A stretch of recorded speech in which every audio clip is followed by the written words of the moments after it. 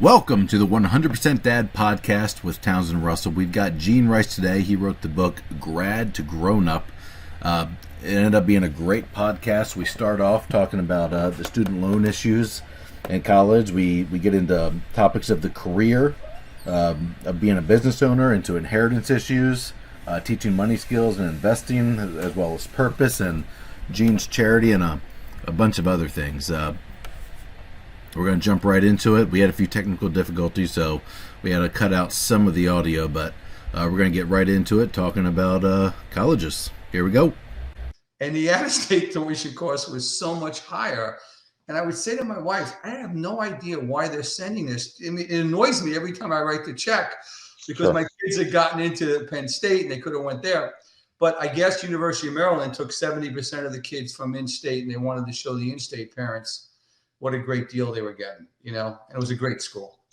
Yeah. So my brother went there during this whole COVID thing, and they basically transitioned everyone to online school, and then kept regular tuition prices. Yeah, so you didn't get online tuition. You got you got normal, and then none of the amenities, of course. Of course. So, it was interesting. Now your kids didn't have to go to you didn't have to write that check. You could have told them, tough luck, you're going in state. I could have, but they were great students and they worked hard. But you and I have something in common. I listened to one of your podcasts. I have a whole chapter in the book around college loans and what these kids take on, Yeah. And I am 100% in agreement with you. Go to a community college for 2 years. And, and here's the piece a lot of them don't even realize. You go and you graduate from a 4-year school. You don't even have to put the community college on your resume. All they care about is where you graduated from, Yep. And, and it's funny, like I would take into my company every summer 4 college interns, Townsend, right? These were all kids going into their senior year. And these were kids, they were bright kids from great schools, right? And once a week, I'd spend a couple hours with them. It started off with Gene's life lessons, just things I wish I knew when I was going into my senior year in school. They all had college loans. They all knew how much they borrowed every year. They all knew they had to start paying it back in 6 months. What they didn't know is how much they were going to owe every month, right? Because you don't figure out the 4 years and how much you're borrowing until you get out, and then they add it all up, and this is how much you're going to have to pay. Oh, so they didn't know the monthly payment. They didn't know the monthly payment. Okay, got it. These kids, some of them had $1,000, $1,100 a month, and they had a mortgage payment for 10 plus years. So it was crazy. So I'm a firm believer in that community college. Yeah, and I'm not sure. Obviously, there's certain degree tracks that are very valuable, but man, most people that I have met that have a 4-year degree aren't even using it. Yeah. Not in their career field. And it makes you wonder if there's any real reason to spending that money to attain that piece of paper. Other than there's a lot of jobs out there that for some reason say you need a 4-year degree just to filter the candidates, even though it doesn't actually apply. It's very true, Townsend. Back in my day, you didn't need that 4-year degree to sit in the chair and interview. Now, I would say 90% of those jobs, you got to have that 4-year degree to actually have a chance to sit in the seat, Which I don't have. I don't have a 4-year degree. Well, I dropped out my sophomore year, after my sophomore year. So I never attained it. So there's positions I could not get, even though hand over fist, I could do way better job than 99.9% of the candidates. I left. I went to St. John's. They were paying me to go there. I mean, I left after my junior year to buy my first business, always thinking in the back of my mind I would go back. I never went back, never held me back, and I was with corporate, before the search firm. I spent 7 years with Alcatel, which was at that time an international Fortune 100. I ended up after 7 years running East Coast operations for them, and that 4-year degree didn't hold me back, Yeah. But so what was the business you bought your junior year? I bought a rock and roll club. My first business. So back then it was 18 was the drinking age in New York, right? I'm originally from Long Island. the best part-time job while you were going to school was a bartender, right? You got to meet people, right? I happened to work in this bar that started off as a very small bar, and it kept expanding. And then I started managing the club. I started booking the acts. We came up with an idea, Townsend, that just took off. We were the first club to only book original music, meaning I didn't care what music you played, but it had to be your own music. So no cover bands. No cover bands. And so 7 nights a week we had bands, and once a month I'd bring in a national recording act. I got them on the way up or the way down, but I had great people like Bo Diddley, the Ramones I had, the Stray Cats started off in my club. And it was a great career. It was great. I wouldn't trade it for anything. And then I bought a third of it, and then I left and opened up my second place with my brother. And that was the biggest failure of my life. But, but you learn from that, This was in New York City? This was in Long Island. So okay. Long Island is a suburb of New York City. So okay. Billy Joel came from Long Island, Pat Benatar, Cyndi Lauper, acts like that. So they had a lot of talent. And I got the idea. I listened to a Billy Joel interview, and they were asking him, why did you have to go out to LA to get your record deal? And he said, well, every club owner on Long Island said you play top 40 or you're not playing here. We don't want to hear your stuff, So we just tried to give him a place. Now, that was now my wife, I got engaged. The only way she would marry me is if I chose to get out of that business. And thank God I did. Because probably a smart move. Yeah. I probably wouldn't be married 38 years, right? I might not even be alive, right? Yeah. But so what happened? What was the reasoning behind the second one failing? Let me tell you. So the first club was in a small incorporated village called Freeport, Long Island. Had its own police department, 23 cops on the police force. I knew them all. I sponsored their softball team. They did their Christmas party in my club, and they watched out for me. The second club was in a town called Massapequa Park. It was upper middle class. I opened up right on Main Street, right? And I bought the club for one reason and one reason only. It had, back in those days, a legal cabaret license, Townsend, which meant you were allowed to have live music, right? Very few places had that. Now, the reason why they got it, it was like an old man's bar. It was a small bar, but next to it, it had like a catering room. And the Long Island Fire Marshal drank there in the afternoon, and live cabaret to them meant an organ player on New Year's Eve. I knocked the wall down, open up, this big club, and I open up with some heavy metal band, and the neighbors went absolutely bonkers. They put in this noise violations, and it was just a race, and you would have these acts, you'd have to advertise. The police would be there saying, you have to take the band off. We got a complaint. If they come back on, we're going to give you this noise violation. So it was just, the wrong town at the wrong time. Yeah. Wow. But I learned from it. I mean, it got to the point where it was that one really big failure. I never took success for granted again. The first club happened to be at that time one of the most popular clubs. It had a unique idea. It was crowded every night. The bands were calling me constantly wanting to play there. I had an older partner that I just didn't get along with, and I just walked out. And I just took success for granted. And the second club, success was out of my control.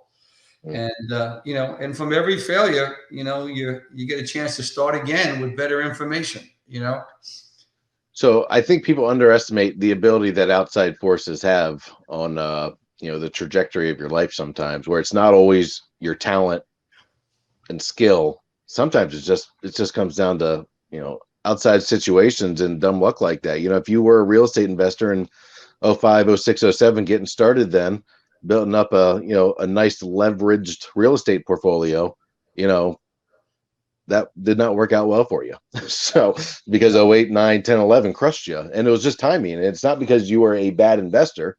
Although, you could argue the merit of that.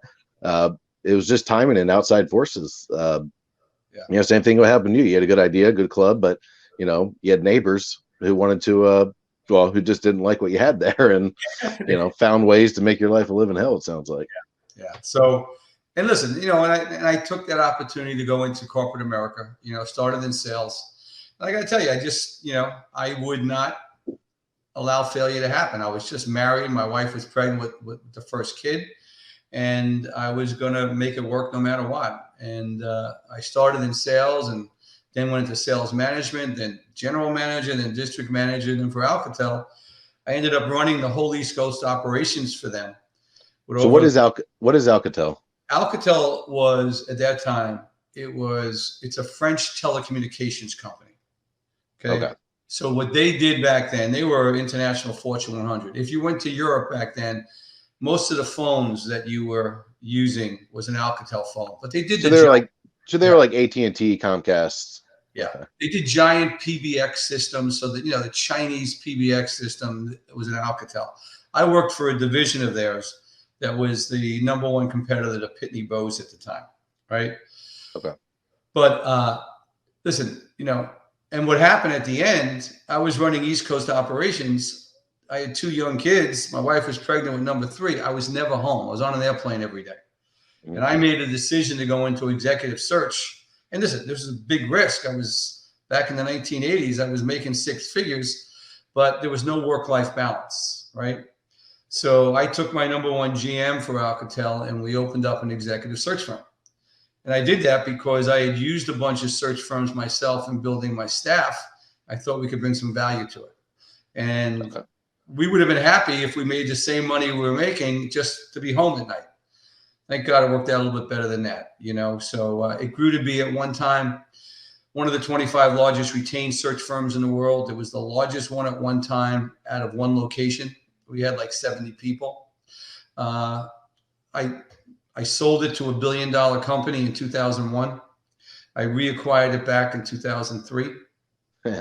I love those stories. Yeah. Because I missed it. We were non-compete, and I wanted the name back. The name was Rice Cohen International, And, what's unique is I had an opportunity to really work with some great clients and some great executives over my career.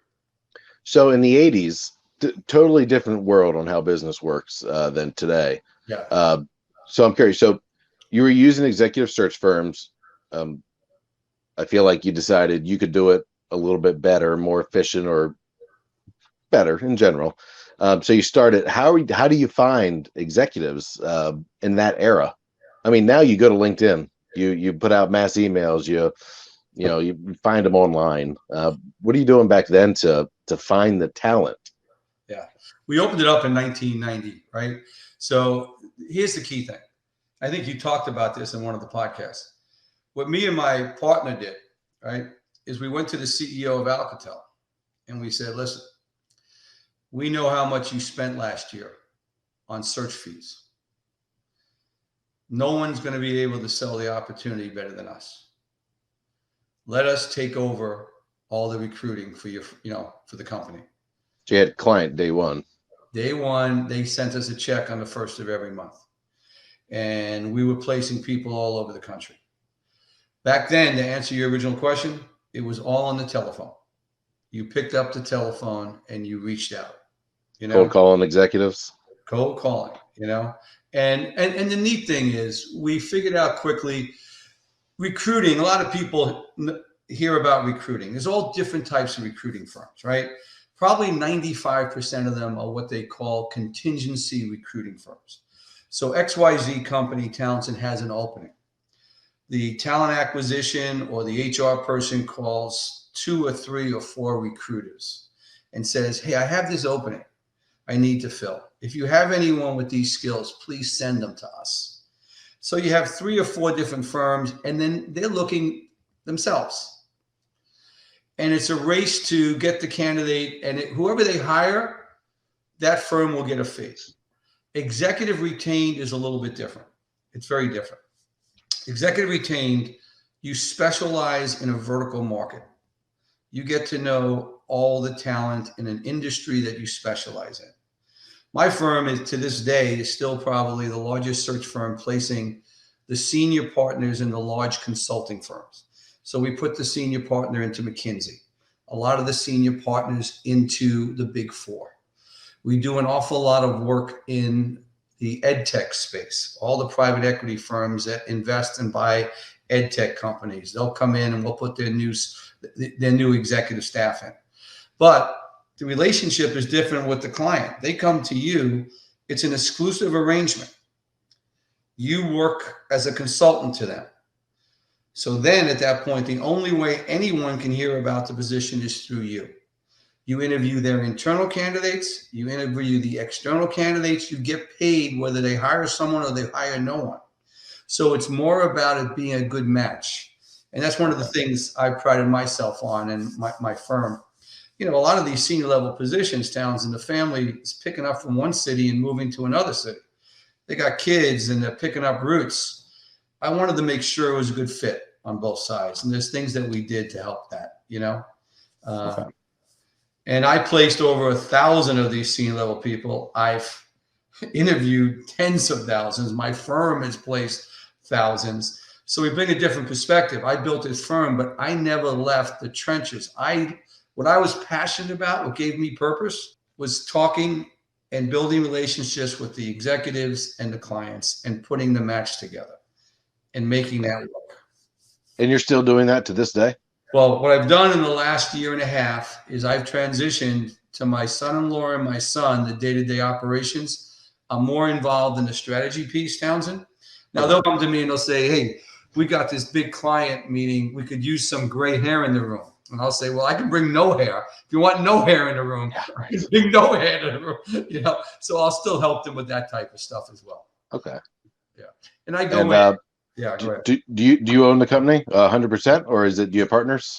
Well, right now I am transitioning it. I'm allowing my son and my son-in-law to buy it from me over the next couple of years. Okay. And so that was a tax strategy, I assume. Yes. Okay. Yeah. And then is there any, I guess, how many kids do you have? I have 4 kids and 4 young grandkids. Okay. So I assume a good chunk of your net worth is in that business. No, I'm like you, my friend. My net worth, I've kept for very many, many years. Once a month, on the first of every month, I do it manually. But in the book, there's a whole chapter on an apps. I've kept my net worth from the first of every month for over 25 years. So right now, my net worth, it's a lot. It's a lot. Yeah. But I don't believe in debt. I don't have any debt. I was at a very young age. I believe, one of the biggest fallacies that's been sold to the American people is, hey, you buy a house, you own the house. You own the house as long as you keep making those monthly payments, right? Yeah. You stop making those payments, you know what happens? The bank comes in and owns the house, right? Yeah, taxes are always fun. Yeah, No, so I've been very blessed financially. Like I said, it's done well.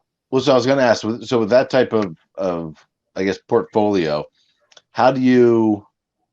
what's been your approach on inheritance? We assume you're going to live another 60, 70, 80, 2,000 years, but inevitably there's a time where it maybe gets divided between your kids. Are you trying to do equal division? Because something like the business, I know is always a tough. Farms are the same way. Whereas, some kids are cut out for the business, some aren't. So do you give them all equal shares of equity, and then some get to run it and make the decisions and have, and be on the payroll as well? Or do you only include the ones that are interested in working in the business for ownership of the business for the opportunity to buy it out? And then do you take that portion value out of maybe some other cash and investments you have elsewhere? What's been your thought process on that? It's funny because the last chapter in this book we wrote, right, is create a will, right? My kids, when I sat down with them, right, they call it the death talk, Townsend, right? Yeah. The death talk, right? I separated the business out from the will. The business is being run. My son-in-law, who's married to my oldest daughter, and my son, they're taking the business. And they're paying me and my wife back for the next, a fair amount of money. Sure. The will for us, everything is, and you've seen this, right? The way we decided it everything will be divided equally amongst my 4 children, right? I want everything sold, right? Everything sold. So the cars, unless they can agree amongst themselves, I don't want people fighting over anything materialistically, right? There's only one thing that's not being sold. We have a beach house that we have down in the Jersey Shore, and that's where they've all gone, and they love it. And that money has been left aside to pay all the bills for that. And one of the kids is in charge of dividing the weeks amongst the 4 families, right? Okay. Yeah. And that's just a family holding. It's not an investment property. You're not renting it out to other people. No. Now we have a bunch of, all the investment properties will be divided, equally, and they'll divide it up. But I don't want anybody fighting, and they know, God forbid, you guys are fighting over anything. We'll be rolling over in our graves. We'll come back and haunt you, right? And you've had this discussion with them, which is the smart thing. Absolutely. And they all have a responsibility. So to give you an idea, my oldest daughter is going to be the executor of the will. I have the daughter, my youngest daughter, who I wrote the book with. She's a high school English teacher. So I've kept journals for 20 something years where I write in these journals and pictures and, things that are going on in our lives and our family. At some point, I would hope maybe the grandkids or the great grandkids might want to look through them. She's in charge of the journals, managing the journals. And also we've written these Christmas notes, my wife and I, on Christmas Eve from the first year we got married 38 years ago. If you read the first Christmas note, you would think I was a moron, but it's really progressed. And she's in charge of that. And if anyone in the future generations wants to read any of these stuff, they have to go through her. My middle daughter is in charge of the beach house, dividing it. My son, who's a good financial guy, we have a charitable trust we established, my wife and I, for our charity and other charities that we invest in. That has a lot of money in it. He's going to manage the charitable trusts, and that money will be divided amongst, the 4 of them, but hopefully one of them wants to take the charity on and continue it going forward.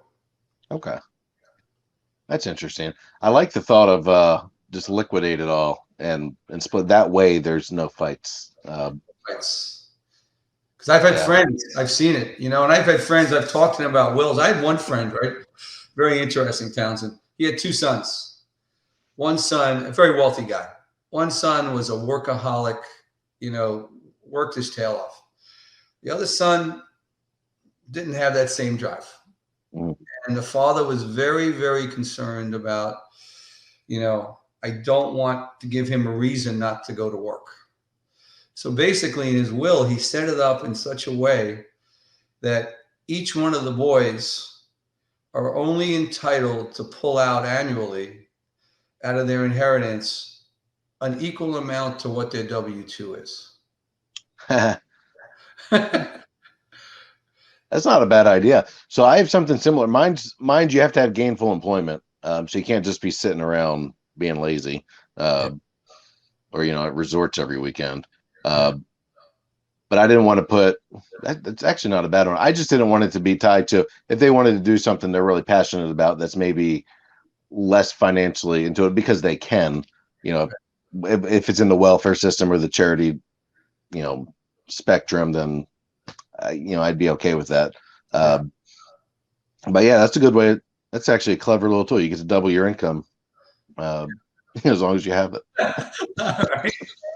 Right. I like it. One that I've always thought about, and everyone hopes that they don't have that, is because he was kind of hit the nail on the head there with he doesn't want to encourage laziness. Right. I've always felt someone who, if you have a child that's, an adult child that's not good at managing money or has addiction issues or just trouble with the law, I feel like, especially if you're not having these conversations like you're having with your kids, like kind of regular conversations of expectations and process, you might send them to an early grave by throwing a huge chunk of money at them, or even a mild chunk of money at them with those kind of habits. In Townsend, it's funny. One of my daughters has a real issue with managing money. And the executor, my oldest daughter, and we've told the one, she's going to manage. She's not going to get this lump sum of money. She's going to have to talk to her sister, and if everything's going well, then they'll figure out how much she needs and how much she can take, because we are very concerned. She's a spendaholic, you know. And that's just a reality to a face. It's not like an insult. It's just, we don't want you to be harmed and get a big chunk, and then 3 years later be, depressed and sad. Either that you blew it all, or the addiction issues things can really concern you. So if you're borderline alcoholic or have cocaine issue, whatever it is, you get a big chunk of money that you've never had before, and all of a sudden, whew, absolutely, that's a recipe for disaster. Absolutely, yeah. Well, it sounds like you gave it a lot of thought, which that's probably better than 99% of the inheritance issues I hear about. You have to do it. I mean, and then now we do have a small amount for each one of the grandkids, that I want them to get something, and I want their parents to know I want this to be something that they can get whatever they want. We have 529s we've set up for the grandkids. We make contributions to them. My oldest grandson's turning 9 this month, and I'm going to buy him his first stock and sit down with him. I did this with my kids, Townsend. When they got to a certain age, I let them each buy a stock, a certain amount of shares based on, and there was certain parameters. It had to be something they knew, a company they knew of, and they wanted to invest in. And I wanted something that paid a dividend, because I wanted them to get a check so we could talk about it every 3 months, And it was funny. Each one of them bought different things. My son bought McDonald's. He was back in the days of his Happy Meals, and he was young. My middle daughter, she loved Kraft macaroni and cheese, but that was owned by Philip Morris, My oldest daughter, we lived in a Toll Brothers house, and she bought a Toll Brothers, My youngest daughter was wearing limited clothes. Now, the only mistake I made, if they had taken that money and not taken the dividends and just reinvested it, it would have been worth so much more down the road. But it led to some good discussions, And I'm going to do it with my grandkids too, And my oldest one is into, I wish Legos was a publicly traded company, because the kid's a Lego kid, But he's also in. Are they not? They're not. They're private? They're private. They're a Dutch private firm. But he loves the Mario and Luigi. So that's a Japanese, traded on the Japanese stock exchange. So I'm going to get him that one, and it pays a dividend. Interesting. Yeah. I remember so I had the opportunity to do that when I was 12 or 13. I think me and my sister each had like $300-400 we were allowed to invest, and we were given I think the options were, gosh, I think it was like a store called Ames that was up in the north back in the day. Okay. Gosh, maybe like AT&T. There was some this was the early 90s, some budding like security camera company. They put cameras in cop cars. And then there was BAT, British American Tobacco. And my sister, my dad was hyping up the tech stock. So my sister got the tech stock, and I ended up getting the tobacco stock, because we have an uncle that has been in my grandmother's basement for 30 years smoking, one of those giant packs, I guess a case, every day. And I was like, well, that seems like at 10 years old, I think I knew that seems like a safe bet.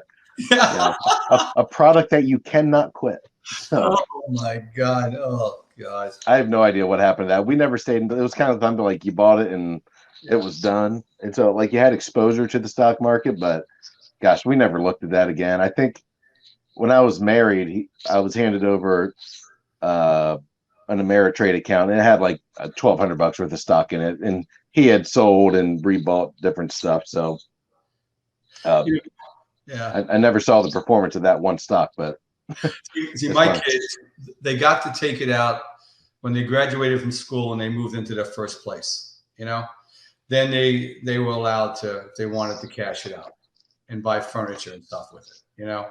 I set them all up with $2,000 originally, but listen, it grew. So, and that's, I mean, it's a great thing. It just gives a little bit of exposure, especially if you're staying on top of it like you were. It's really clever. Yeah. Yeah, that helped us when we started our business. We got real broke real quick, which we weren't used to. And I know property taxes were due, and the amount of our portfolio, that Ameritrade account, was just about the amount of the property taxes. And so we ended up cashing out and paying those property taxes. And my wife's grandmother, when she found out about that like a year or two later, was so upset that we didn't come to her and ask to borrow money and that we sold those stocks. And it was just like, the thought of borrowing money from family just does not occur. Like, with me, I couldn't. Townsend, I'll tell you, like when I went to Alcatel, right? I ended up one year winning the Executive of the Year award, right? So they're interviewing me for this award at their convention. And they said, everyone we talk to about they talk about how well you handle the pressure of business. Would you like to comment on that? And I said, the pressure of business. I said, you pay me a salary. I get bonuses if I do well. If I go out to lunch, you reimburse me. You pay for my gas. I said, let me tell you what pressure is. The pressure is you own a rock and roll club and you have a $3,000 light bill and it's due on Monday and it's Friday. You have Friday, Saturday, and Sunday to make $3,000 in profit while they turn your lights off. I said, that's a little different type of pressure. I said, so I really, I don't feel the same pressure here, and that's how I really honestly felt. That's small business world. So I used to think small business was for everyone. Like, it's crazy that everyone's not in small business because it's such a solid investment. I mean, you can buy a lawnmower used for $50, and your ROI on that when you just get behind it and pushing over people's lawns is insane. And then I quickly realized as I was talking to people and I was kind of networking more, and you learn more about other people's failures and the struggles they're having, that not every personality is built for that, because there's so much going on at the same time. Like you said, those pressures are real. But then on top of that, that was just one pressure. You had 4,000 other things you had to deal with as well. So that incredible amount of multitasking and 10 billion up and downs every single day of so excited and super scared. Not every personality is built for it. No. If you are, it's superb. And it's funny, Townsend, before I opened my search firm, my partner and I looked at a million different businesses. We looked at everything, right? And, I remember there was this Chinese medical supply company called Shanghai Medical Supplies, right? And they were looking for a couple of aggressive guys to open up distributorship in the US. And it seemed like a great deal. And we looked into it. And then we realized, we weren't going to buy a big warehouse and store this stuff. We'd have to order it and have it come in. That I said, listen, we can go and get a big sale from a big hospital. But if we can't get the product there on time, we're going to have one sale and we're out the door. I'd rather have a business which is more in success and failure is more in our control. And executive search, the only thing limiting us back then was picking up the telephone and calling the executive or calling the potential client. And what I loved about it, Townsend, it was a service business. So the cost of entry wasn't great. What was the cost? The cost was salaries, right? Yeah. Maybe the original computer system. We bought it to get all the original equipment, to rent, but we didn't have to, our belief was the business is going to grow when it can self-fund the growth. So we're not going to hire 2 more people until we have the money in the bank that can afford to pay those 2 people. Sure. We're not going to use the credit line to do that. We're gonna have this business self-fund itself, and that worked for us. Which 99.9% of the time is the way to go. I think everyone's got a lot of younger business people now see like the Facebook and Twitters and all that, the tech ones, where it's all about raising money, not making money. Yeah. So build, then beg. Yeah. And that's how you build a great business. Yeah. And so I've never been in that mindset. It's just like you, practicality. This thing has to this baby has to take care of itself, stand up on two legs, and then provide for itself, or that's it. So, Yeah. But I mean, the sad thing I want to talk to you about, Townsend, is, the one thing I've learned is, all these executives that I placed, right? The ones that are most successful are the ones that wake up in the morning and have purpose in their lives, and they're going to something they love doing. There was a recent study out. They interviewed 2,000 executives, right? 81% of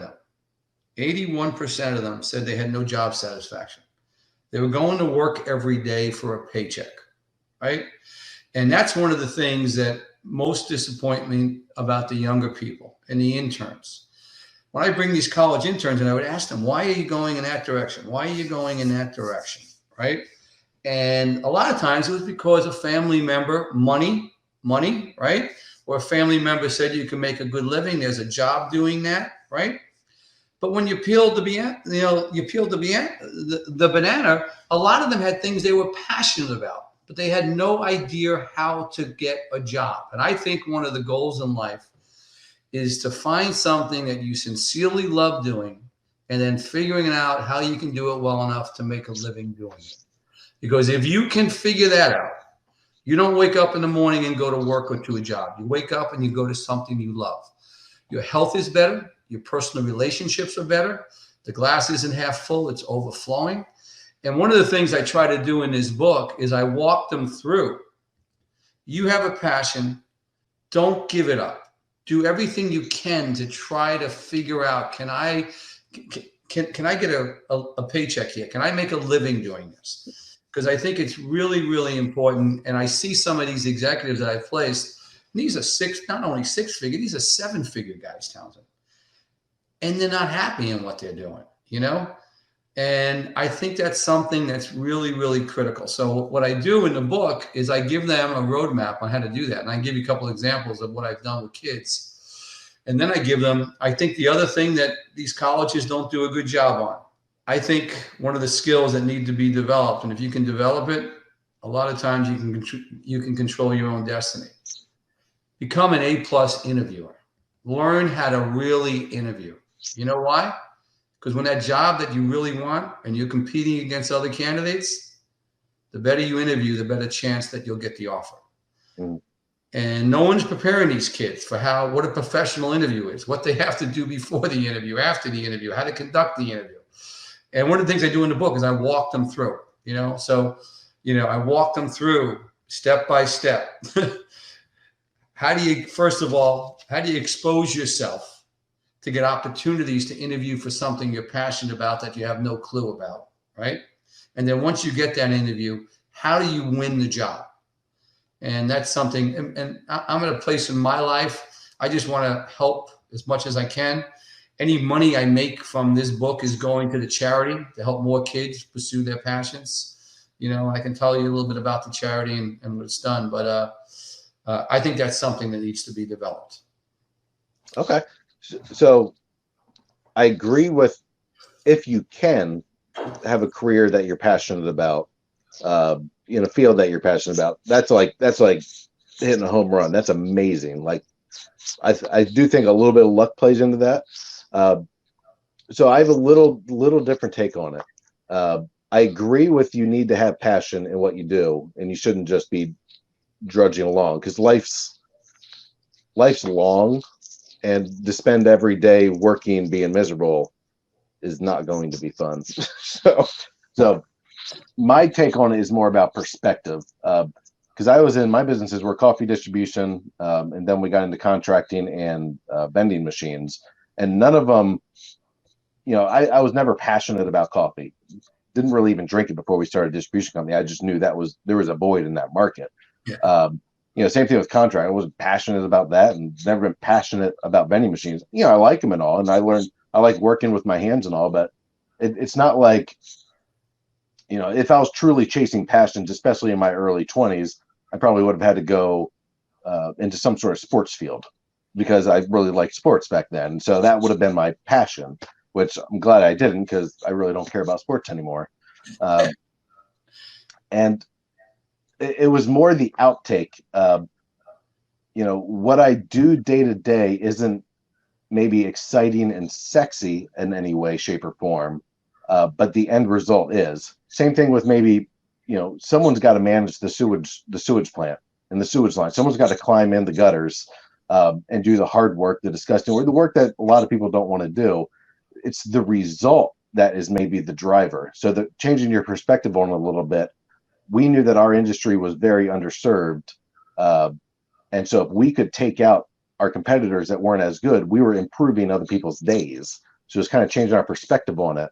In the vending machine world, how many movies and TV shows have referenced somebody kicking, shaking, just otherwise getting pissed off at a vending machine for stealing their dollar or for being out of those are real things that happen in the break room and in companies. HR executives were constantly frustrated with their vending machine provider, with their coffee service provider, because they were out of products or the machines weren't working right, or when they called in a repair, it was taking 3, 4, 5 days, even a week to get it fixed.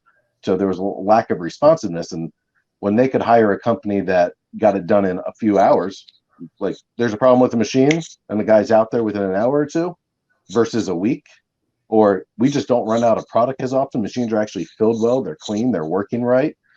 We've eliminated those frustrating scenarios. We've eliminated the angry workers, the aggravated HR reps. We've made the world a better place in that sense. And so it wasn't so much that the job was sexy or that the job was, there was passion in that. There was passion in the result. It was fulfilling. It was contentment. It was all about the perspective of what you're doing. And I think there's same thing with the sewage plant. I mean, Listen, someone's got to clear that crap out of here, and that's you. And it's not, you don't enjoy the smell, you enjoy the result.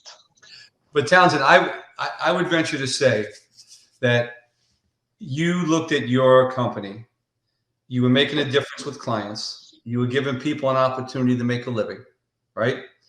And you woke up and you were excited about maybe doing things a little bit better in your industry.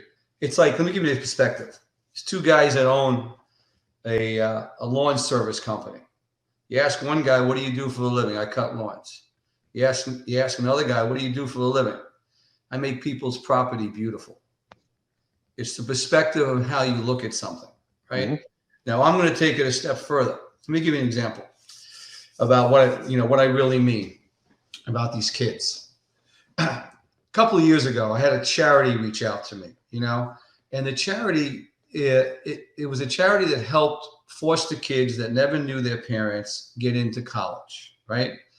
And then once the foster kid graduated from college, if they were struggling in finding that first job, they would reach out to mentors that might help them. So I get a call from this charity, and she says, would you help this young man? He just graduated from Temple. He's having a really difficult time getting that first job. Now, I believe myself, and those calls I always respond to, right, Townsend? So I get this young man on the phone, and I said to him, okay, what's the first question? What was your major? Sports management, right? And I'm like, okay, what have you done? Well, I sent my resume to the Eagles and the Phillies and the Sixers and the Flyers. And I said, what's happened? No one's gotten back to me. I said, okay, let me explain the first thing. If any of those franchises are looking for someone with absolutely no experience, they're going to call you and the other 1,000 kids that sent their resume in. You're never going to get a job that way. I said, I will help you, but you're going to have to commit to a couple of things. How passionate are you about this industry? Because I said, most people in sports management, they get that first job because they know someone. There's an entry point, right? It's very hard to break into. I said, so how passionate are you? I mean, are you so passionate? If we get lucky on this journey together, are you willing to pick up and move to Des Moines, Iowa and work for a single-A baseball team? And he goes, I'll go anywhere. I said, okay. Number two, I'm willing to help you, but we might and most likely are going to strike out. Okay. And if we strike out before we start this journey, I want to know what plan B is. What are you willing to do? And he came back. He says, okay, if I can't break in, I do something in sales. I said, okay, then let me take you through this process. in my business, because I ended up being on some of these top executive recruiters, I would get, Townsend, 80 to 120 resumes sent to me a week, right? When I tell you I couldn't even read them, but 99.9, I couldn't help these people. You know why? They could have been the greatest executive in consumer products, but we specialize in very specific industries, management consulting, corporate training and development, ed tech. But once or twice a year, I would get an email from a young person saying, I'm graduating from so-and-so school. I have a passion for the human resources, executive search industry.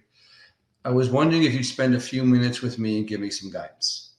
Now, I'm telling you, Townsend, I always responded to that. And I'm telling you, I think most senior executives would respond to that. You know why? You'd want someone to do it for your kid, right? Right? So I spoke to this young man, and this is what we did.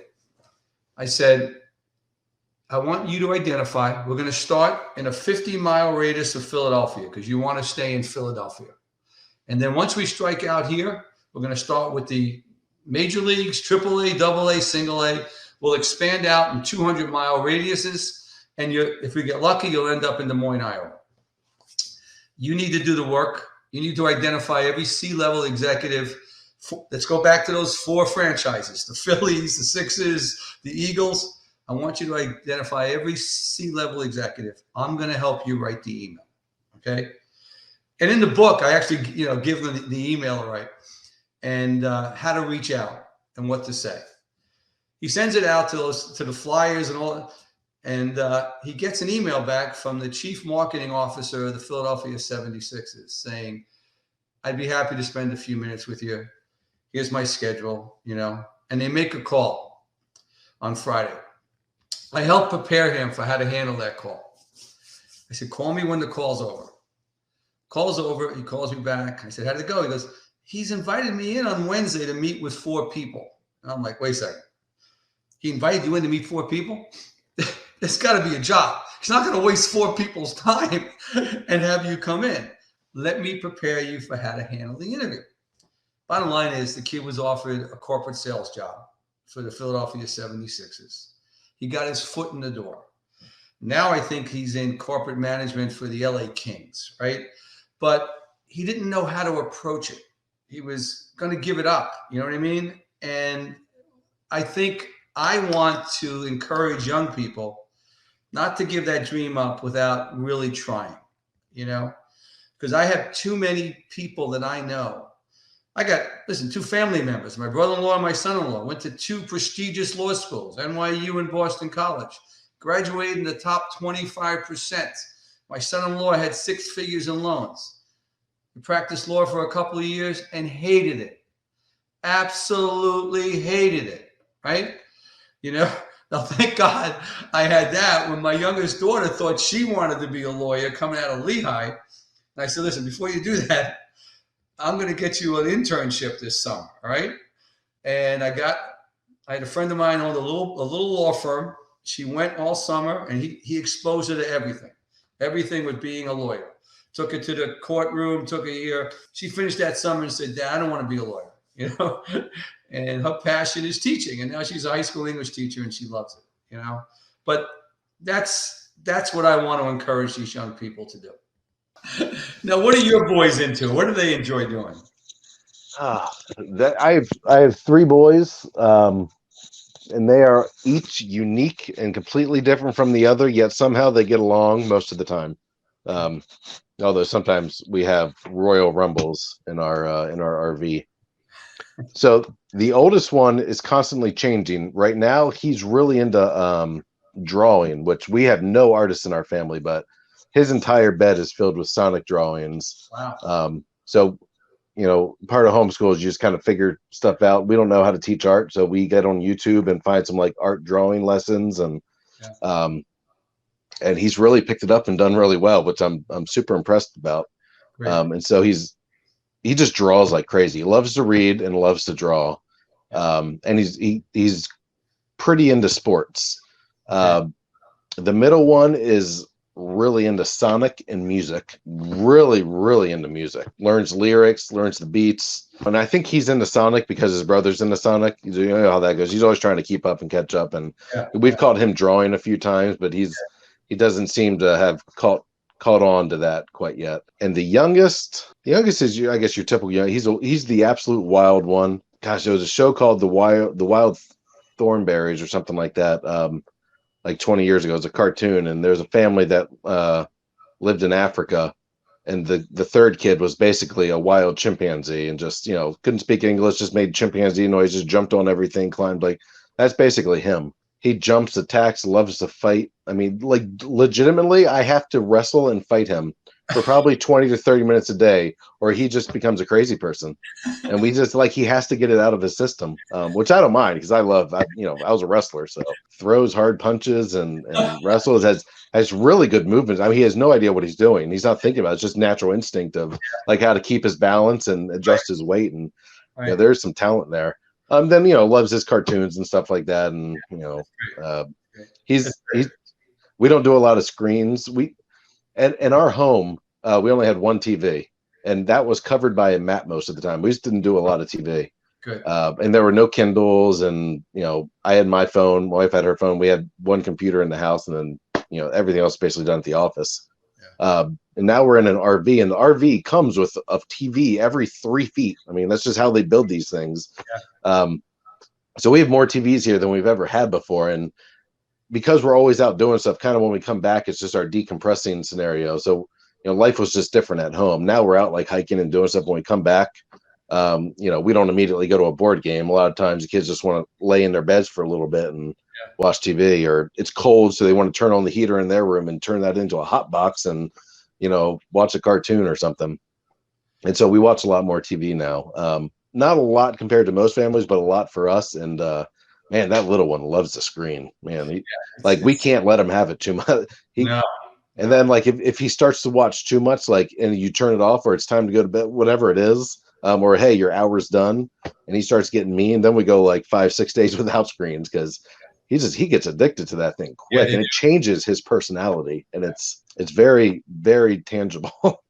It's funny, Towns. I look back on things I would do differently as a father, right? And one of the things, when we moved the first time, right, I moved to be closer to my office. The kids were young and they didn't want to move. So we agreed to put a TV in each one of their rooms, right?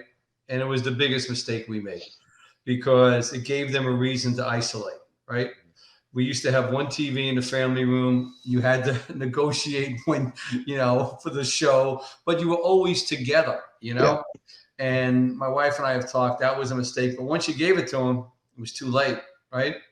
And I got to tell you, it's one of the things I'm concerned about. The iPhones and the screens, oh my God, it's... So aside from like the screen and the eyes and the brain conversation, because that is a different conversation. I think different people handle that different ways. I notice a very tangible difference when they do a lot of screens in their personality versus when we take them off and we're outside more. They're just, the behavior is much, much better versus when they have screens. They're much more irritable. They talk back a whole lot more. They're a lot sassier. They're kind of more annoying to be around. Yeah. So there's a very real difference there. My biggest fear with screens, because the two oldest ones got phones last Christmas. And that way they could talk to their friends on Facebook. Has a kids messenger. So that's a pretty good program that keeps them out of trouble. Yeah. And then they can text their their family members, grandma, grandpa, uncles, aunts. Yeah. And then like I have strict controls on all that stuff. Like they can't access internet. They can't download apps, all that kind of stuff. So but there's still backdoor ways to get into things. And the oldest one has gotten clever about it a couple times. Like the app that tells you the temperature on the phone, like that built-in widget. Yeah. He's learned if you click into that has just see the weather is, but that has some advertisements on it. If you click that advertisement, it opens up in Samsung's browser, which I've disabled the ability to get to it, but he can backdoor into there, and then that has no controls on it. So I looked at the history. He's not doing anything bad. He's looking up Sonic characters. Yeah. Or, actor. He gets into actors' names and what are the movies they've been into, like from the credits. But I'm like, man, it's you can't seal it off completely. So my greatest fear is exposure to the wrong things at too young of a time and kind of protecting their innocence. Whereas I know some parents don't care about that. They don't mind the cursing. They don't mind violence and drug and alcohol and sexual content or, crude jokes, those kind of things. And I'm trying to protect that innocence as long as possible. So that's my biggest fear with screens, specifically telephones. Because even we just found last night, he had made a friend somewhere in an RV park. And I guess he's memorized his number and gave that friend his number because he doesn't carry his phone around with him. He's only allowed to have it, an hour every few days. And, that kid was texting and then sent him called him gay for something. Nothing that was gay. It was just a kid saying you're gay. And then sent him a picture of two dudes kissing, like a GIF, like one of those moving pictures. I'm like, now I've got to explain this to my kid. He's like, Dad, what does this mean? So luckily he even says he responds to the kids well of like, that's weird. Don't send me that stuff. But yeah, now I got to have that conversation. So it's just the same thing would happen in the school systems, I guess, you just get introduced to all these. I'm just trying to protect it as long as possible. And the phones, the phones are not helping that cause. Yeah. I take it a step further. I'm really concerned about this generation and the communication skills they're going to have, and I'll give you an example. I mean, I remember, I used to coach my son's AAU basketball team, Townsend, right? Mm-hmm. And my wife and I would go on these tournaments on the weekends, and I'd take the kids out for dinner, right? I remember going into a restaurant once, and we sit down at the table, and all 10 of these kids, what they do immediately is take out their phones. There's 10 teammates over the table, and they're all looking at their phones individually. I look at my wife, and finally I say to everyone, listen, Mrs. Rice and I have every intention of buying each and all of you dinner tonight, unless you feel that we're so boring that you need to take your phone out and look at it. And if anyone feels that way, then we'll just give you your own separate bill for your dinner, right? Everyone's phone went away. The only one who got an invoice was my son, right? But the conversation completely changed. Sure. We were talking about college, one kid tried calamari for the first time. It was a whole different conversation when they weren't allowed to pull those phones out, and you walk into a restaurant these days, you see people walking in, you see people at tables with their screens out, their phones. And I'm just concerned that the communication skills are going to be lacking. So I agree with you. When you take them away, the conversation changes and it's different. I'll disagree with you that it's just different because I think they are learning the communication skills of the future. I think so much of how they interact with their boss and their coworkers is going to be on that screen in the future. So it's not like they're going to be social pariahs. They're just, it's so different for you. And even for me, it's just a different generation on how they talk. They're probably more communicative than we ever were because, in school, we had to pick up the phone. Our mom was on it and she yelled at us to hang up the phone. Maybe we convinced her to get a second line, but, or we had to wait till after 9 o'clock when friends and family, you used to have to pay for minutes and you got in trouble for that, but weekends were free. Or you had to meet your friends down at the ice rink or the mall, but then you had to meet at a certain spot at a certain time. And if your mom was late or something like that, we all moved on and we never caught up with you again, or we met at the wrong entrance of the mall. So we never saw each other. And now they're just, so, I mean, everything's just totally different versus, now they know exactly where they are, when they are, and they probably communicate way more than we ever could. We had to pass notes in school. They can text each other. They can call and talk anytime. And we had to wait for the weekends and wait for mom or your sister. My gosh, my sister, she was always on the phone. I could never call a friend because my sister was always on the daggum phone. So listen, back in my day, right, we had one phone in the house, 6 kids, yep. Right? A real long wire. And if you wanted to ask a girl out, you knew you got to talk to her mother or father because they're going to answer the phone, right?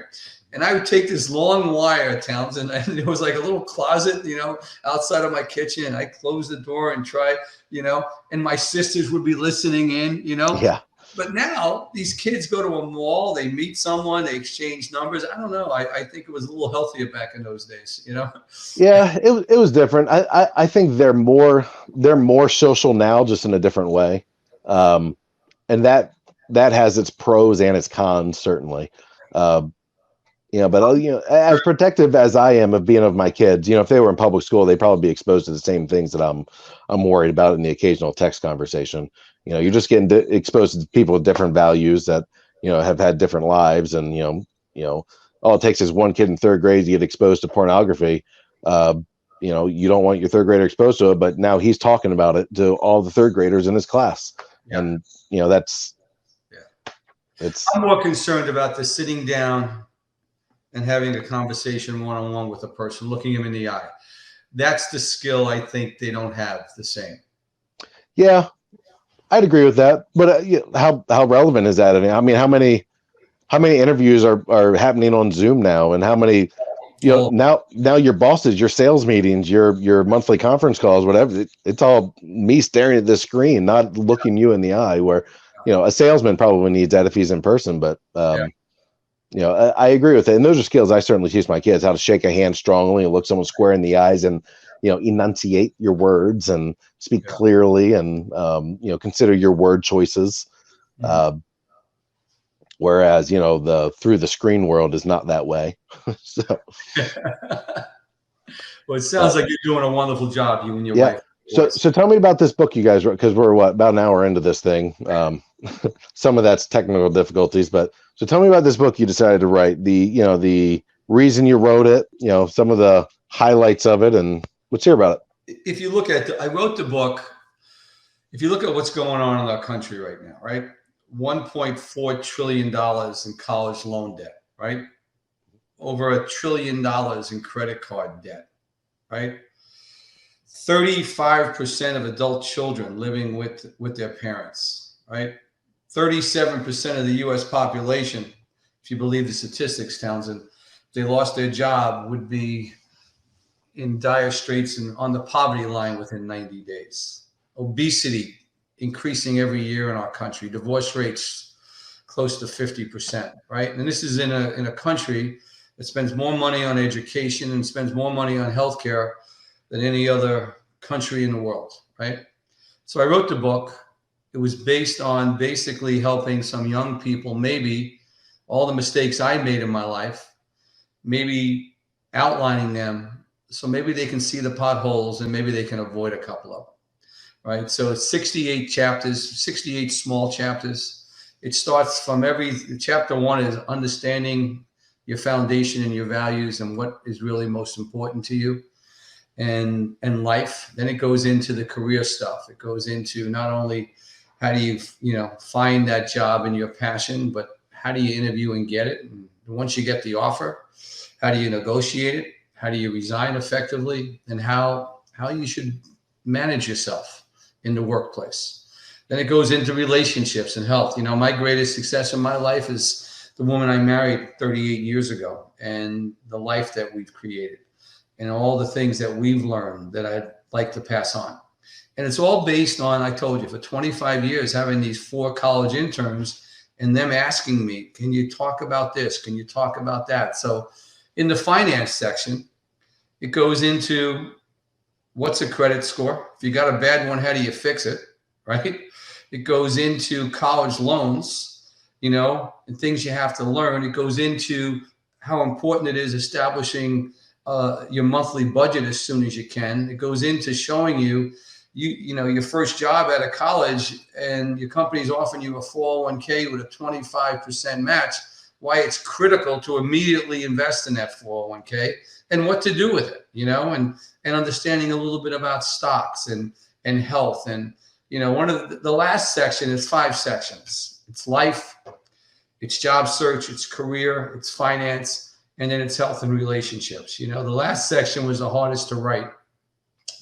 And I'll tell you, Townsend, every publisher wanted me to do the whole book on the career because of my background.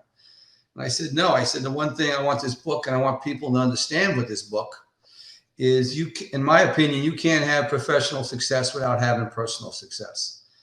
So one of the chapters I write about is, hey, leave your baggage behind. Understanding we're all raised a certain way. We all bring baggage into a relationship. The earlier you can recognize what that baggage is and not pass it on to the next generation is a really good thing. I talk about some of my baggage and what I learned from that, and I go into, even therapy and counseling. I came from a family that if you went to a therapist, you were crazy, and why it's so important. And, in relationships, I heard one of your podcasts. My wife, I'm Irish, Italian, Catholic. I was raised very Catholic. My wife is Jewish, right? Ooh. Yeah. Now, and my parents, very Catholic. Marrying a Jewish girl back in those days, that wasn't something they were really excited about, right? But let me tell you, I knew at a young age what was important to me, what my foundation was. And that was family, kids, giving back, work ethic, continual learning. And I knew the girl I was dating was the person I could build that life with, and we had the same values. And listen, I raised my religion is still very, very important to me, but my kids got the best. I raised them Catholic, but they were exposed to the Jewish holidays. We had the menorah and the Christmas tree, right? So is that something you and your wife talked about prior to getting married, or that just kind of evolved through time? You absolutely have to talk about it, and you absolutely have to talk about it. And you have to realize you're on the same page, and we talk a little bit about in the book. One of the things that really helped us is back in those days, years ago, if you wanted to get married, I wanted to have a priest at my wedding.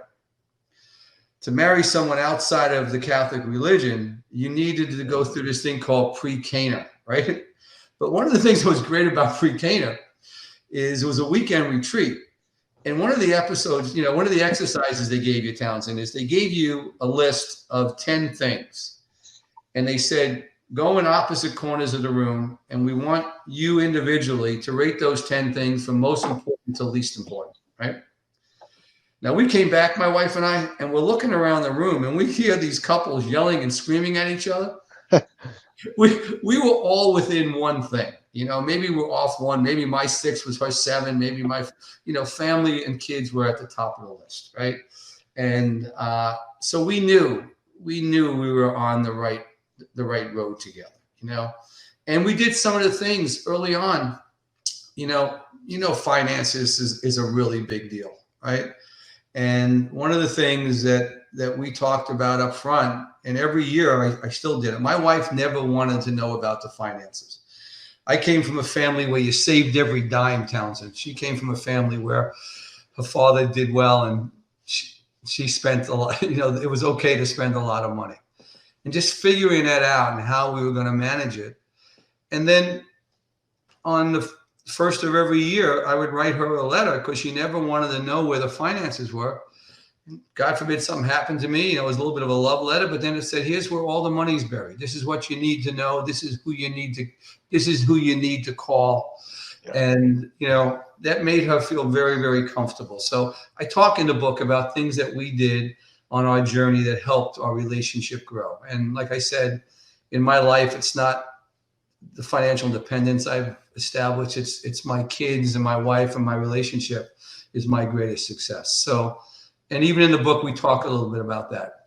That communication and being on the same page is so not discussed for some reason. It is in certain faiths, because we're married as Catholics too. So back, you called it Cantana, I think.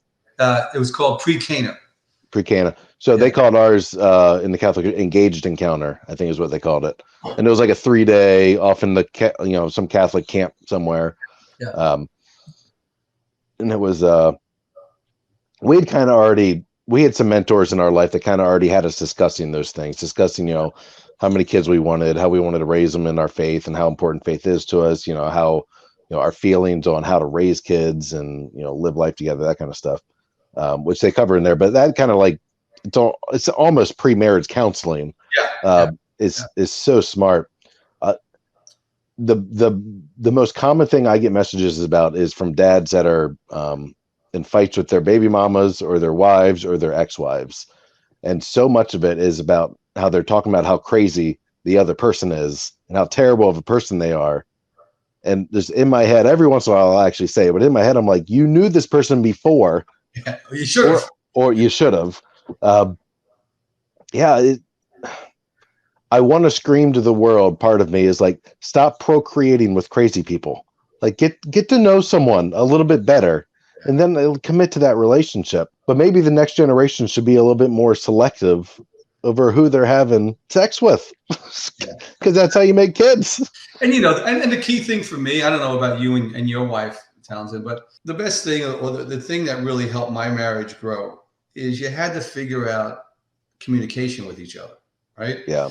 And it's different for everybody. It's different for everyone. I was somebody that, I talked about everything. My wife kept everything inside.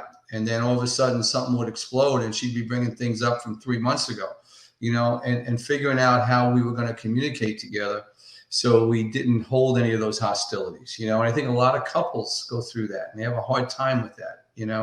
It's just learning how to communicate and what is your communication style, and the importance of going to bed at night, and never going to bed angry and saying, I love you, and showing affection, and those types of things. So, and the one thing, so on the book, it's 68 chapters. If you want to learn, any of those financial things, any of those things around marriage, relationship, my health, the things that have helped me from a health perspective, but also job search. I wrote the book in such a way, I call it, my favorite books have always been bathroom books. You go into the bathroom, you read a chapter, you put it down. Maybe 2 weeks later, you read another chapter, but you can pick it up anywhere. If someone can get 1 or 2 or 3 or 4 things out of this book that might help them, then it's been worth me writing it, right? Sure. So, and the other thing I want to share with you, because I know you have a lot of dads and a lot of single dads that listen to you, right? I want them to understand the charity my wife and I started, because maybe we can help them if they have a need. You talked about your kids and what your kids are interested in. My kids growing up, my oldest was into acting. My son was an athlete. One of them was into animals. And then our charity, we got exposed to some kids families were financially challenged. And their kids had the same passions as my kids did. But they didn't have the money to have the kid go to the guitar lesson once a week, or they didn't have the money for the kid to play travel volleyball, And if you take those passions away from a young person, because I don't know, with my kids, what those passions did is it gave them positive role models. It built their self-esteem. Depending on the passion, Townsend, it gave them like-minded kids and friendships developed. My son's getting married in April. His best man and 3 of his ushers are kids he played travel basketball with in 4th grade. He made these friendships. And the charity is plant a seed, inspire a dream.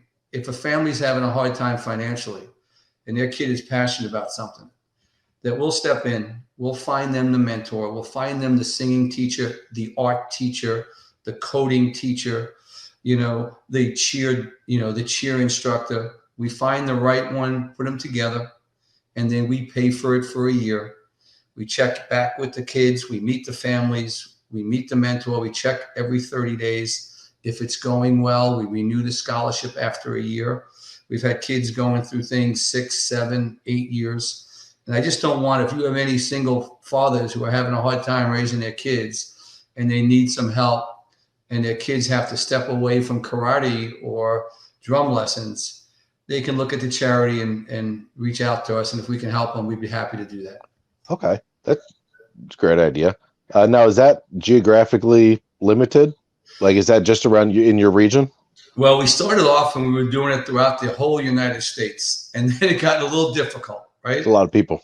It was a lot of people. And we were doing kids in Texas and LA. And we try to focus Delaware, Pennsylvania, New Jersey. But if there's an isolated situation, we'll step out of the box and help kids in different areas. That's good. And it's plantaseedfoundation.org is the website. They can go to it. They fill out an application, and it's all grassroots, It's Okay. my wife and I fund it. So we just, it's something. It's another way that we give back, and all the proceeds from this book, for me personally, are going to the charity to help more kids. Great. How long has the book been out? The book is being released April 12th. So it's not out yet. You can pre-order the book, and we're doing some things. If you go to the website, gradtogrownup.com, we're giving some T-shirts out. There's going to be a drawing. I'm going to select a couple of people that, if they want for themselves personally or a family member, I will become their career coach behind the scenes and work with them from start to finish during an interview process, to try to help them. So, Are you bribing people to buy your book? I'm bribing people to hopefully get something that might help them. I hope, I like it. I would. I'm going to send you a book when it comes out, and I would love your feedback because, like I said, I listened to a couple of your podcasts and I was impressed.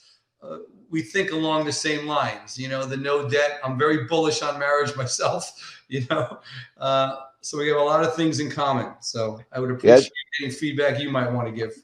That's the one thing. Every time I'm pro marriage, all the single dads yell at me.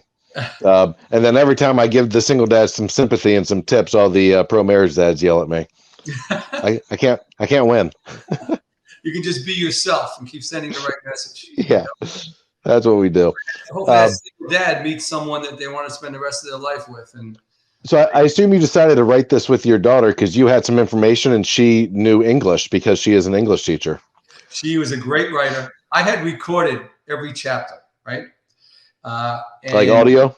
Yeah. And then she came in and she had her first child 2 weeks after COVID hit. And she wanted to take a year off. And we had an opportunity to work together.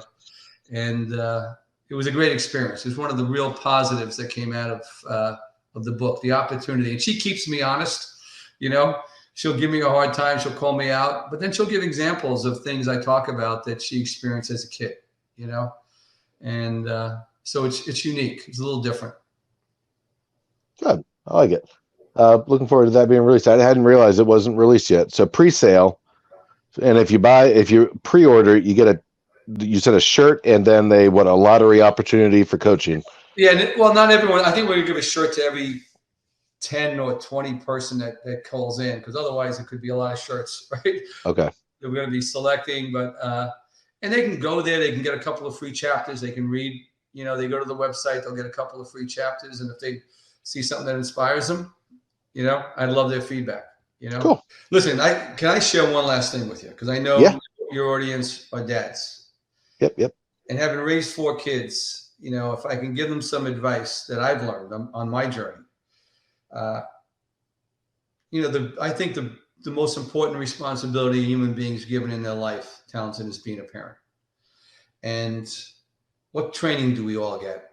There's no formal training to be a parent. Most of us, it's how you're raised, and I was a little dysfunctional, in myself, right? And how I was raised. And the first thing I want to share is whatever your child is into, it's okay to expose all of your interest to your kids. They're going to embrace some. Maybe they won't embrace some.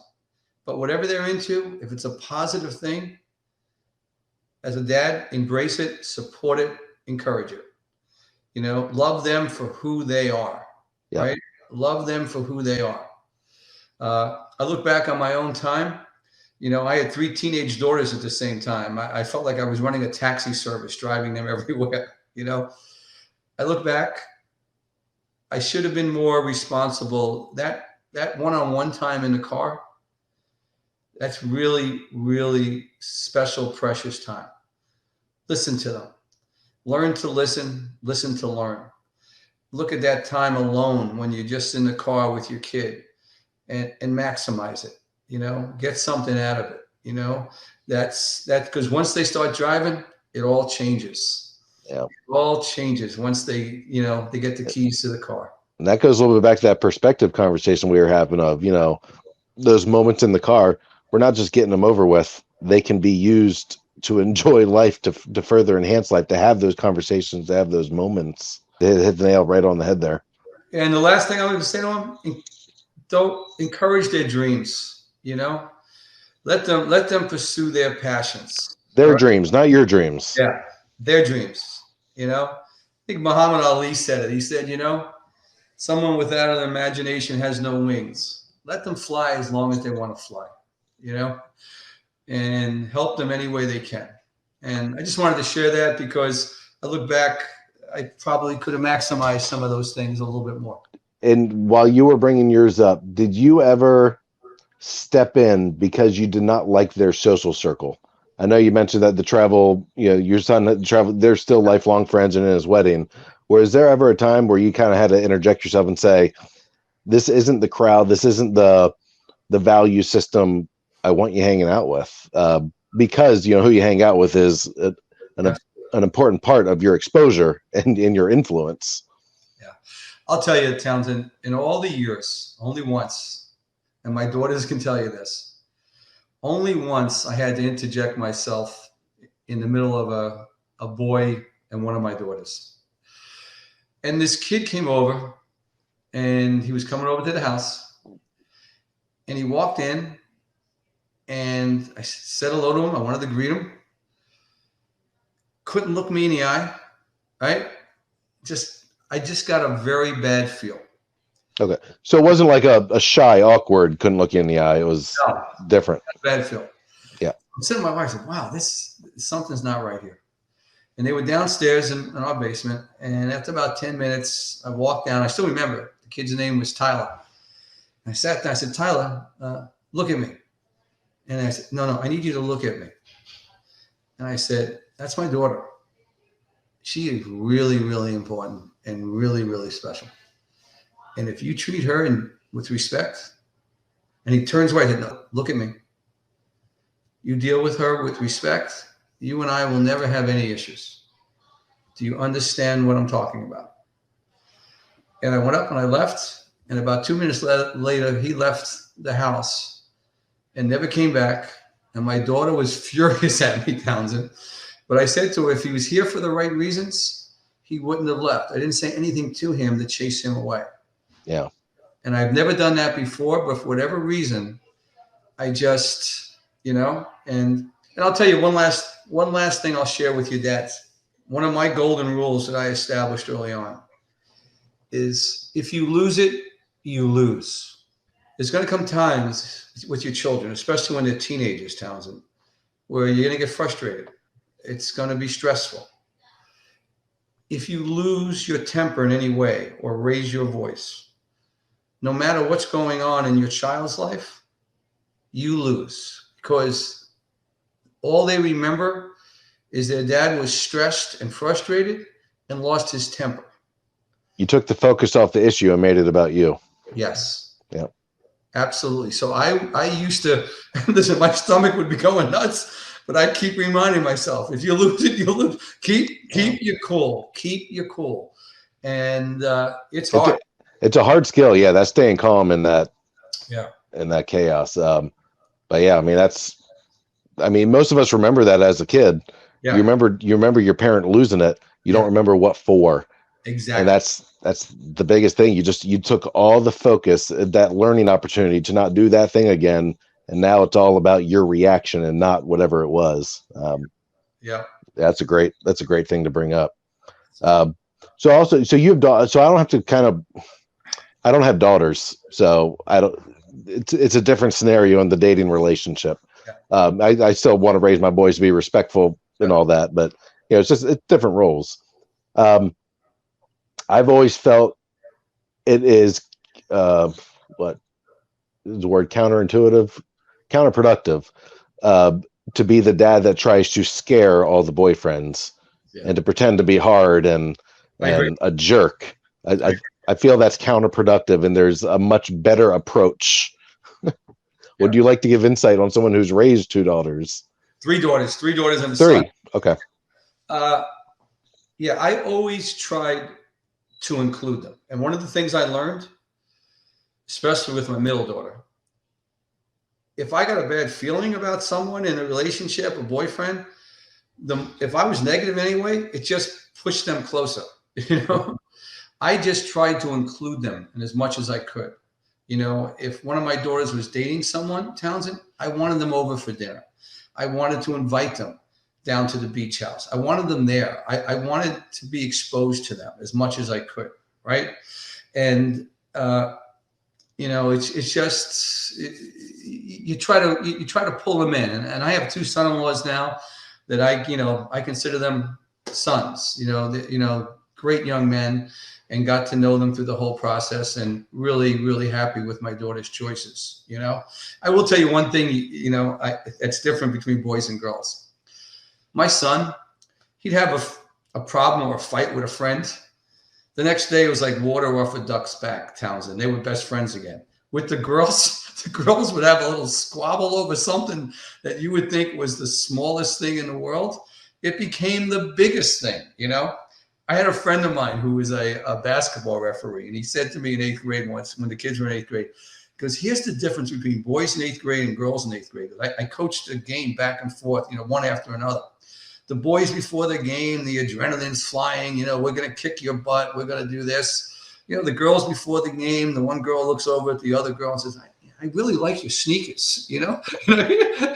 So there is a difference. There's a difference in them. I will tell you that. And let me tell you, I'm bald now, but I had a full head of hair like you before the girls were teenagers together. I lost all the hair during those teenage years. I bet. Right? So they were all close together. All close together. 2 years ago. That makes it fun. Oh, it was my wife and I lose it, I lose. I try to stay very calm. You know, I think having them involved, I think that's a great tip, you know, be as involved. That way, you know, you get to know them better. And if you disagree with that boy, that person they're dating, I would think it's not you can't date them, or it's not I don't like them and kind of forcing your will. It's more of it's a business tax. You know how you, as a business owner and with employees or with customers as a salesman, it's learning how to frame the conversation of, hey, what do you think about, you know, so and so's values in this sense, and like having that conversation and trying, not telling them that, you know, they're not a good fit for them, but kind of helping them figure that out on their own. Yeah. And be able to answer questions and engage in that conversation so that they come to the conclusion you hopefully want them to. Right. Absolutely. Versus dictating. Yeah. You can't dictate. It doesn't work. Yeah. Well, no, it does the opposite. Yeah. It pulls them closer together. Yeah. Yeah. I mean, I remember that there were things, you know, my dad would, especially if he said it in a way that was, you know, pompous and demanding and I have to do it. That was pretty much a guaranteed that I would do exactly the opposite just because it's the opposite. So, you know, and I'll share one last thing with you, Townsend. You know, my oldest daughter, her first boyfriend, right? She probably was like 15 years old, maybe, right? And we were driving down to our beach house. I had all the kids in the car and her and her boyfriend. And I had a cousin who was a police officer. And he gave me a PBA card. I don't know if you ever saw them, you know, and basically a policeman will get a certain amount of these PBA cards and there's shield numbers on it, and they sign it on the back and they put their phone number on it, right? And he said to me, Gene, if you ever get stopped by a policeman, just show the card. And even though we're cousins, I want you to tell him that your brother is on the job. And there's a certain respect we have for each other that you'd want another policeman to give your brother or your mom or dad a break, right? So I get pulled over. I had had the card for a bunch of years, but I had never pulled it out before. And I pull it out and I said what he told me to say. And I got to tell you, it was one of my biggest regrets in my life, because later on, my daughter said to me, I can't believe you lied to that policeman. Said, what are you talking about? Me and Tom, her boyfriend, he doesn't have a brother on the job. He lied. And I remember saying to my wife, oh my God, what lesson did I teach here? You know, and having to sit all the kids down and say, explain it to them and say, I'll never do that again. You don't realize the little things you do, Townsend, and the impression it makes on your children, you know? And what a response to actually sit everyone down and admit that. Yeah. And clear the air, not just, have a little guilt about it and hide it because you don't want to be embarrassed in front of the family, or you don't want to show weakness or whatever it is. I know we're wrapping this up. With daughters, you would bring boyfriends to the beach house. I assume there were rules. Absolutely. Rules on, I would assume, where the sleeping arrangements are, rules in how you could be alone and how you cannot be alone. I would think in my head growing up, I know my wife had some, like, you were never allowed to share a blanket. You couldn't be in the same room without anybody else in there, especially with the door closed. Trying to think of you couldn't be in the house by yourself if everyone else went out to the store, things like that. Yeah. And certainly sleeping quarters were, not in the same room. Listen, I had a lot of rules, unfortunately. I had a wife who was a little bit more liberal than I. We had to come to terms with that, Yeah. Well, yeah, the truth is we were all kids. Even the best kids with the best intentions will have raging hormones at times. And, that's just a reality of life that you try and protect against, I guess. Yeah. I'll tell you one last, I keep saying last stories, but I think you would enjoy it. My oldest daughter, so she goes to University of Maryland, then she goes to Boston U grad school. She's a speech pathologist, right? And she's graduating end of May. A week later, she's starting her job. And my wife and I had given her a cell phone, a credit card, an Easy Pass. And she said to us, Mom and Dad, I want to give this all back to you. I've gotten the job. I don't need it anymore. And I said, Shannon, wait a second. You got 3 younger siblings, right? You just can't hand this back to us. I said, we want to have a little presentation, right? So we assemble all the kids in a room, right? I have a scissor, a hammer. My wife says a few words. She cuts, the credit card. I have a hammer. I break the Easy Pass. I take the phone and I say, we're so proud of you. We both give her a hug. And I look at the other 3 and I say, this is how it ends. This is the rite of passage, right? This is one of the most enjoyable things for a parent. Shannon is now off the payroll. So I want you all to realize this is how the journey ends. And I had one of my daughters staring at me like, but it's a message you had to send. Yeah. What a great way to kind of make that a tradition and set an expectation at the same time. That was clever to do that. That was a good idea. So if you've got any dads listening who had an older kid getting that first job, do the rite of passage, right? Yeah. No, that's great. That's a good idea. Yeah. Oh, cool. Well, it was a pleasure talking with you. I really enjoyed it, my friend. And listen, when the book comes out, I'll send you a copy. Love to get your feedback on it. I sent you 9 chapters. They're really So I skimmed them real quick. So I skimmed the chapters, and I went to jump to a couple chapters, and I couldn't find it. I'm like, I got sections of it. I don't have the whole thing. If you want us to resend it, I will. But like I said, fine. It's a bathroom book, Townsend. Yep. You can read a chapter, put it down, come back, 2 weeks later. All right? There you go. Perfect. Listen, I started the show off, and I want to end it this way. I listened to a couple of your podcasts. I love what you're doing. You got a message. You got a purpose. There's a need out there, my friend, and I encourage you to keep doing it. I appreciate that. Thank you. You take care of yourself. All right, Gene, it was a pleasure. Best to your wife. Thank you. Bye. This is 100% Dad. Find our current tour schedule on 100dad.com, 100dad.com, on Instagram, Facebook, TikTok, and more at 100dad, 100dad. Email Townsend at 100dad.com.